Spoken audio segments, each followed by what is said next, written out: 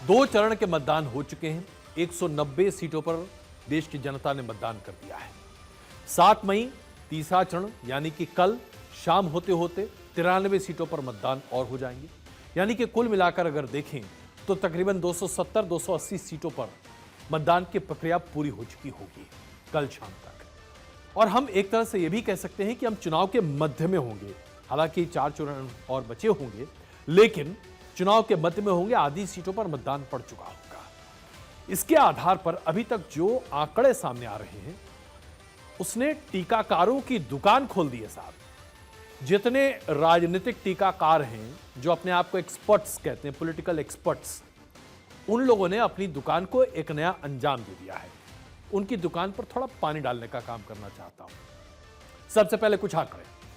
सबसे पहले यह देखिए कि 2024 और 2019 के मुकाबले पहले दो चरण में जो वोटिंग परसेंटेज है जिसे लेकर इतनी हाई तौबा मचाई जा रही है वो क्या है। पहले चरण में 2024 में 66.14% वोट शेयर मिला। अभी तक जो परसेंटेज पोलिंग है 2019 में इन्हीं सीटों पर 69.3% पोलिंग हुई थी, यानी कि तकरीबन 3% के आसपास कम मतदान हुआ है पहले चरण में। दूसरे चरण में 2024 में 66.71% का मतदान हुआ है। 2019 में 70.05% का मतदान हुआ था, यानी तकरीबन 4% के आसपास कम मतदान हुआ है। तो यह तो मतदान प्रतिशत की गिरावट है, इसके अलावा कुछ खास नहीं। लेकिन अब जरा हम उत्तर प्रदेश की बात करते हैं, क्योंकि इस देश में बिना उत्तर प्रदेश के तो आप कहीं चल ही नहीं सकते। तो जाहिर सी बात है सभी राजनीतिक टीकाकार जो हैं, एक्सपर्ट्स, पॉलिटिकल एक्सपर्ट्स, यूपी को बेंचमार्क मानते हैं। यूपी का वोट शेयर आपके सामने है। 16 सीटों पर मतदान हो चुका है, लेकिन कहां कहां क्या क्या कमी है वो आपके सामने रख रहे हैं। अलीगढ़ में 2019 के मुकाबले 4.7% कम हुआ। अमरोहा में 6.5% पोलिंग कम हुआ। बागपत में 8.5% पोलिंग कम है। बिजनौर में 7.5% पोलिंग कम है। बुलंदशहर में 6.5%, गौतम बुद्ध नगर में यानी कि नोएडा में जहां हम अभी हैं मौजूद 6.9%, गाजियाबाद में 6%, कैराना में 5%। यह पोल परसेंटेज की कमी आपको दिखा रहे हैं। मथुरा में 11.7%, मेरठ में 5.3%, मुरादाबाद में 3.3%, मुजफ्फरनगर में 9.3%, नगीना 2.9%, पीलीभीत 4.3%, रामपुर 7.3% और सहारनपुर 4.7%। यह कम है वोटिंग परसेंटेज 2019 के मुकाबले उत्तर प्रदेश की सभी 16 सीटों पर। मतदान बहुत कम हो रहा है, इसकी चिंता भारतीय जनता पार्टी को है, क्योंकि जब जब मतदान बढ़ता है तब तक ऐसा माना जा रहा है कि भारतीय जनता पार्टी को बहुत फायदा होता है, और यह एक कन्वेंशन नॉलेज भी है। लेकिन ऐसा नहीं है कि जब मतदान प्रतिशत कम हो जाता है तो रूलिंग पार्टी को फायदा नहीं होता। तो इसलिए यह कोई एस्टैब्लिश्ड रूल नहीं है, कोई बेंचमार्क नहीं है।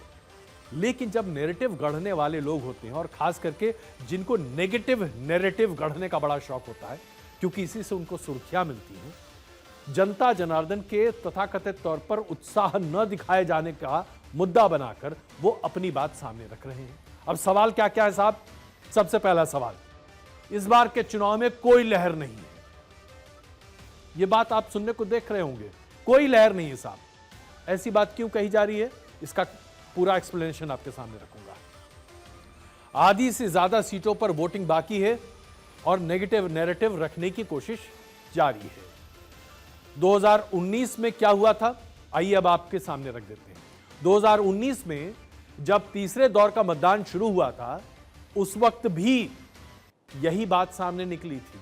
नेगेटिव नैरेटिव प्रस्तुत किया गया था कि मतदान प्रतिशत भले ही बढ़ रहा हो साहब, लेकिन यह मतदान प्रतिशत इसलिए बढ़ रहा है क्योंकि मोदी से लोग निराश हैं और निराश होकर विपक्ष को वोट देना चाहते हैं, इसलिए लोग बाहर निकलकर मतदान कर रहे हैं। यह मैं आपको तीसरे चरण के दौर की टीकाकारों की टिप्पणियां बता रहा हूं साहब, कहीं निकालकर दिखा भी सकता हूं।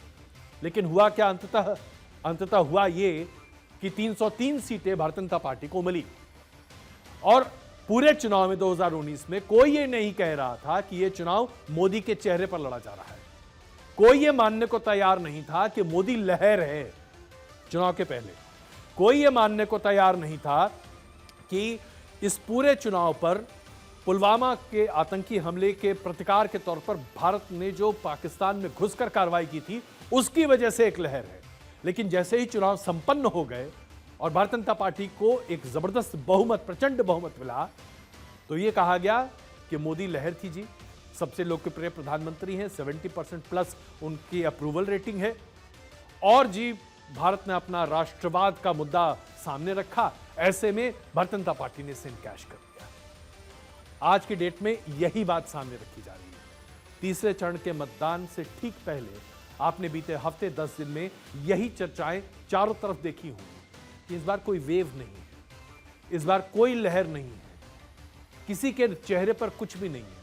अब ऐसे में एक सवाल पूछना चाहता हूं। मार्च के महीने में तमाम ओपिनियन पोल सामने आए।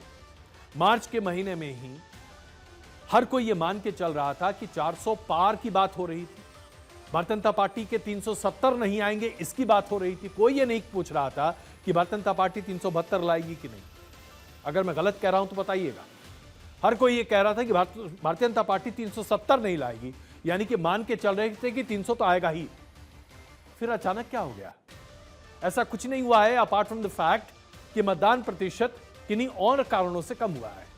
इस बार अप्रत्याशित गर्मी पड़ रही है। इसके साथ साथ लोगों को इस बात का भी भरोसा है कि इस बार मोदी सरकार वापस आ रही है। शायद इसीलिए लोग बढ़ चढ़कर बाहर नहीं निकल रहे।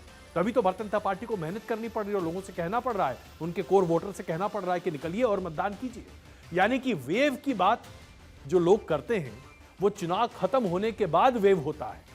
फर्ज कीजिए कि 2019 एक बार फिर रिपीट हो जाता है तो क्या कहा जाएगा? जी वेव है। अब ये मैं इस बात पर आपके सामने रखना चाहता हूं, अभी तक क्या चर्चा हो रही है। प्रधानमंत्री नरेंद्र मोदी ने कहा मोदी की गारंटी है।